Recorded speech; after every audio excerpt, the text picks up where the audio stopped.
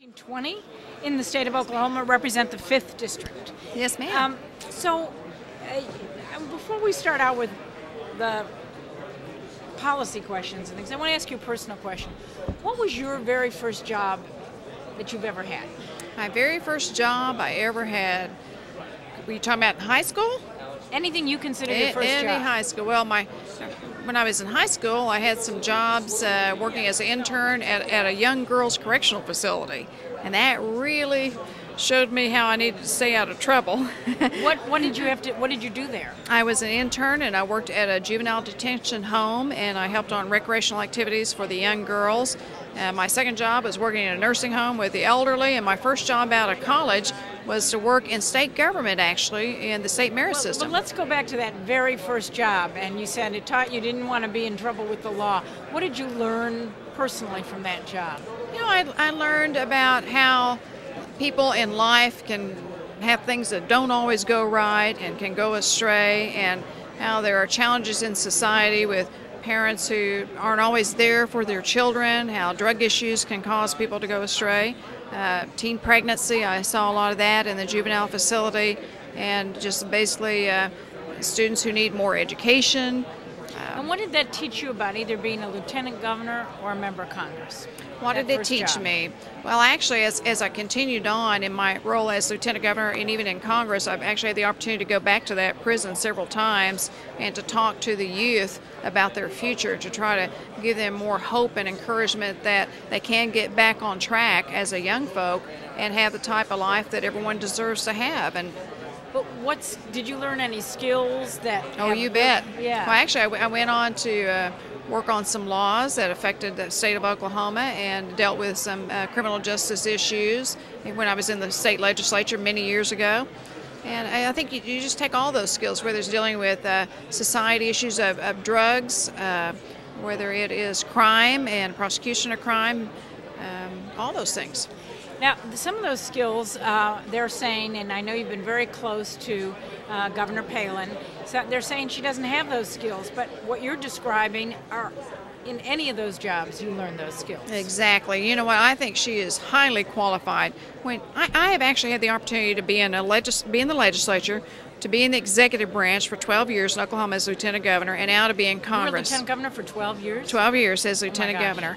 And as Sarah Fallin is the governor of her state, she's been a mayor of a town in her state, but she brings to her the ability in the executive branch to make decisions. When you're a governor, or even lieutenant governor, when you have like a Hurricane Gustav, or you have some type of crisis, you have to make snap decisions. When you're in a legislative body, you have to, you actually have several, maybe sometimes too much time, years to make decisions on pieces of legislation. You know, I've been very frustrated in Congress that it takes forever to get anything done on some of the core issues that are important to us, but when you're a governor, many times you can make some snap decisions that have to be made. Plus the fact you're working with both Democrats and Republicans in the legislative branch. She has also been the head of like her Veterans Department. She's had to work on the budget. She has veto power over legislation. She's the head of her National Guard as a commander-in-chief there in her state. She's worked on economic development issues, economy, energy issues. She's an expert on energy. All those things she brings to the table. Plus, she's a mother, and she knows how to balance between work and family. Now, you've also had to do that. I've also had to do that. In fact, when I first ran for office myself as a young woman in my 30s, after my campaign begun and I was campaigning for the legislature, my husband and I found out we were expecting our second child, which I did not know about, and I decided to stay in my race for the state legislature. And, you know, people said back then I wouldn't be successful. They said I wouldn't be able to balance between family and work. I wouldn't be able to get anything done legislatively.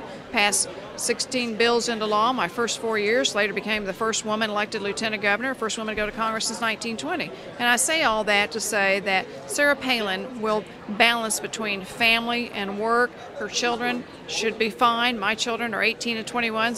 Cross my fingers so far, there's been no problems. My daughter was talking to me last night about running for office because she's seen her mother do that. So I think Sarah Fallin brings all those things to the table. As a woman who has been in Congress and in the legislature and the lieutenant governor, what do you think the top 3 issues for women right now are? I think the top 3 issues right now for women are probably the budget economic issues, the family budget, paying bills. I think people are concerned about the direction of the nation. They're concerned about the economy. They're concerned about high gas prices. They're concerned about the cost of food going up. I have 2 teenagers, 18-year-old, 21-year-old. The cost of gasoline really concerns me because we're having more money out of our pockets to pay for that. And I think health care is always a big issue, paying for health care reform, making sure that our children are safe for families. Those are big issues. And those are issues that I know that you're planning on keeping on working on. You bet, you bet. And of course, having a job for mommy and daddy is always important to our young folks. Well, that's very important. Congresswoman, thank you so much, and we look forward to seeing you on Republican Radio Row when we do you again. Well, thank you. It's a great pleasure to be here with you tonight. Thank you very much.